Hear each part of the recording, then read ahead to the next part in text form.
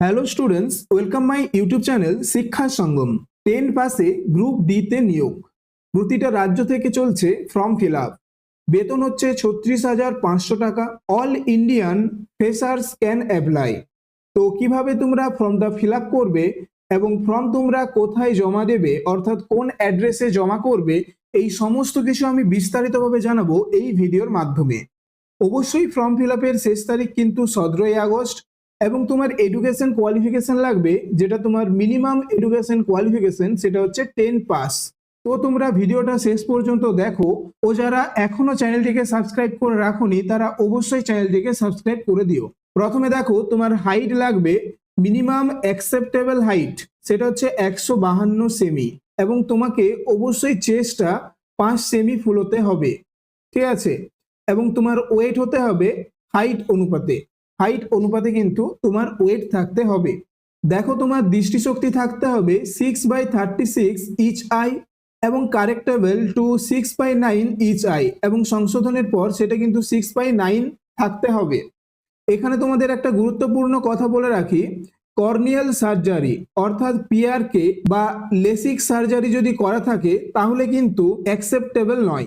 অর্থাৎ যেসব ক্যান্ডিডেটের কর্নিয়াল সার্জারি করা থাকবে, যেটা লেসিক সার্জারি বা পিআরকে, তো তারা কিন্তু এই ফর্মটা ফিল আপ করার জন্য অ্যাকসেপ্টেবল নয়।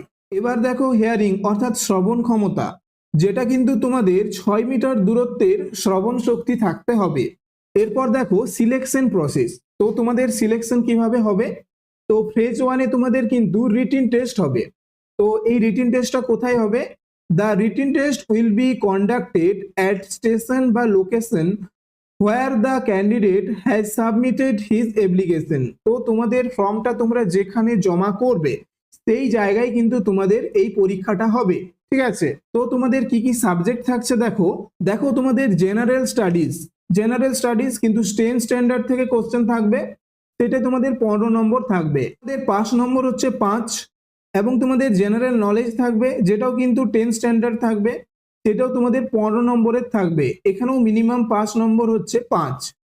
এবং তোমাদের দেখো টোটাল কিন্তু 30 নম্বরের পরীক্ষা হবে, এবং তোমাদের মিনিমাম পাস নম্বর হতে হবে 15, তো 50%, ঠিক আছে। তো তোমাদের 30 নম্বরের যে পরীক্ষাটা হবে তার মধ্যে থাকছে জেনারেল ইংলিশ 15 নম্বরের এবং জেনারেল নলেজ 15 নম্বরের, টোটাল থাকছে 30 নম্বর, এবং তোমাদের মিনিমাম পাস মার্কস হচ্ছে 15। এরপর দেখো ফেজ 2-তে তোমাদের কি হবে? Physical fitness test. তো ফিজিক্যাল ফিটনেস টেস্ট হবে কিন্তু ফেজ 2-তে, এবং এই দুটো ফেজের মাধ্যমেই কিন্তু তোমাদের সিলেকশন হবে। এরপর দেখো তোমরা কিভাবে ফর্ম ফিল আপ করবে। তো এটা হলো তোমাদের ফর্ম। তো তোমাদের 4টা পেজের ফর্ম রয়েছে। সেই ফর্মটা তোমরা পাওয়ার জন্য অবশ্যই টেলিগ্রাম গ্রুপে যুক্ত হবে। টেলিগ্রাম গ্রুপে কিন্তু আমি তোমাদেরকে ফর্মটা দিয়ে দেবো। এরপর দেখো তোমরা ফর্মটা কিভাবে ফিল আপ করবে। দেখো, তোমাদের এখানে প্রথমে নেম অফ দ্য অ্যাপ্লিক্যান্ট। তো তোমরা যখন ফর্মটা ফিল আপ করবে তোমাদের নাম ফার্স্টে লিখতে হবে। তারপর আধার কার্ড নম্বর, তোমার যে আধার কার্ড নম্বর সেটা এখানে লিখবে। তোমার বাবার নাম লিখবে। তোমার ফাদার্স প্রফেশন, তো তোমার বাবা কি করেন সেটা কিন্তু এখানে লিখবে। তোমার মায়ের নাম লিখবে।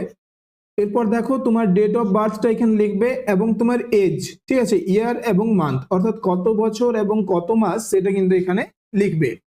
তোমার ন্যাশনালিটি অর্থাৎ ইন্ডিয়ান সেটা লিখবে। এখানে তুমি ম্যারিড না আনম্যারিড সেটাই কিন্তু ঠিক চিহ্ন দেবে। এরপর দেখো, তোমার যদি বডি ট্যাটু থাকে তাহলে ইয়েস করবে, এবং না থাকলে নোতে ঠিক করবে। এরপর তোমার যে অ্যাড্রেস রয়েছে সেই অ্যাড্রেসটা এখানে লিখবে।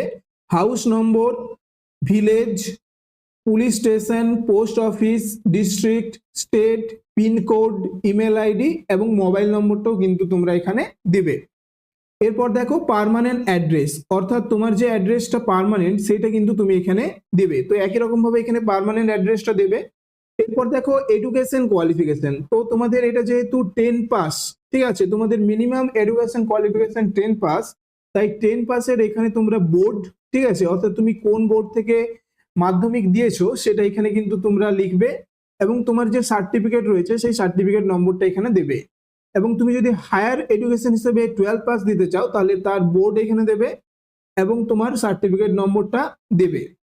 এরপর দেখো language, you can read and write, অর্থাৎ তুমি যে ল্যাঙ্গুয়েজটা পড়তে এবং লিখতে পারবে সেই ল্যাঙ্গুয়েজটা এখানে কিন্তু দেবে। তোমার প্রথম চয়েস হিসেবে তুমি এখানে বেঙ্গলি দিতে পারো, এবং বেঙ্গলির পরে এখানে তুমি ইংলিশ দিতে পারো।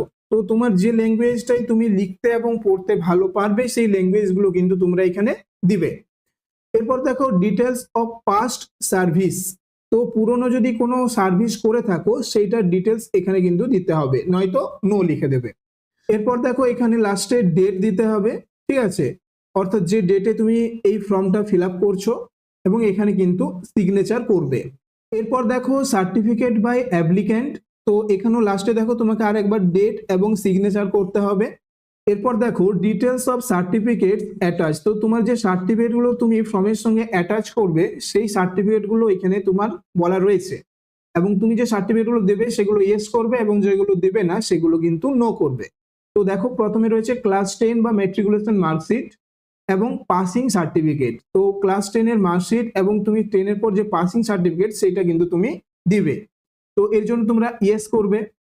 এরপর 2 নম্বরে দেখো সেলফ অ্যাড্রেসড এনভেলপ, অর্থাৎ তুমি একটা খাম দেবে যেখানে তোমার অ্যাড্রেস লেখা থাকবে এবং সিগনেচার করা থাকবে, এবং সেখানে একটা 10 রুপিস স্ট্যাম্প, সেখানে তুমি একটা 10 টাকার স্ট্যাম্প অ্যাটাচ করবে খামটার সঙ্গে, এবং সেটা তোমাকে দিতে হবে, তার জন্য তুমি ইয়েস করবে। এবং সার্টিফিকেট অফ এক্সপিরিয়েন্স, তো তোমার যদি কোনো এক্সপিরিয়েন্স সার্টিফিকেট না থাকে তাহলে তোমার দেওয়ার দরকার নেই, নো করবে, এবং যদি থাকে তাহলে ইয়েস করবে, ঠিক আছে। এরপর দেখো ক্যারেক্টার সার্টিফিকেট, এটা তোমরা তোমাদের স্কুল থেকে পেয়ে যাবে। তো এটা অবশ্যই নট ওল্ডার দেন 6 মান্থ, ঠিক আছে, 6 মাসের পুরনো কিন্তু হওয়া চলবে না। তো এই ক্যারেক্টার সার্টিফিকেটটা যেহেতু তুমি দিবে তার জন্য এখানে ইয়েস করবে। এরপর দেখো তোমাদের ফিজিক্যাল ফিটনেস টেস্টের জন্য একটা ফর্ম আছে যেটা কিন্তু তোমরা ফিল আপ করবে।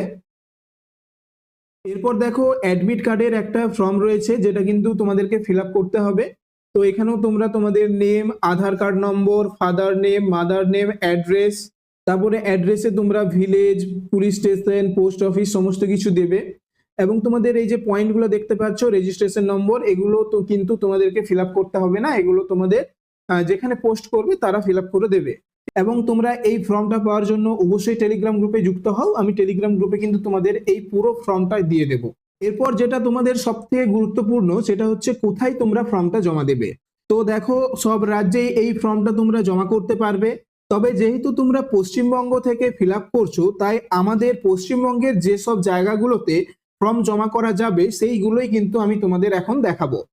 তো প্রথমে দেখো তোমাদের কলাইকোন্ডা রয়েছে, কলাইকোন্ডাতে তোমরা ফর্ম জমা করতে পারবে। তো কলাইকোন্ডাতে যারা ফর্ম জমা করবে তারা এই যে অ্যাড্রেসটা দেখতে পাচ্ছ, তোমরা ফর্ম ফিল আপ করে এই অ্যাড্রেসে কিন্তু ফর্মটা জমা করবে, ঠিক আছে। এবং কি কি পোস্ট রয়েছে দেখো, হসপিটালিটি এবং হাউসকিপিং।